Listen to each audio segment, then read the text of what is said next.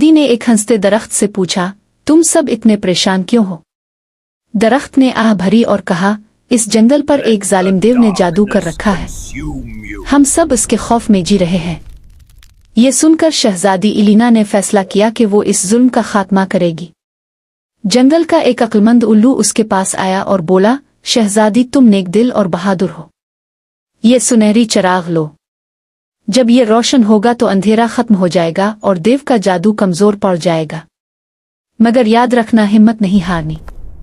इलीना चिराग लेकर देव के किले की तरफ रवाना हो गई। किला अंधेरे में लिपटा हुआ था।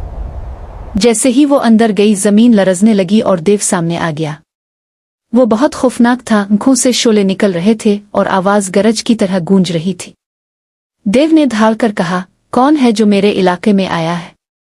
शहजादी ने डर के बावजूद मजबूत आवाज में कहा, मैं आई हूं ताकि तुम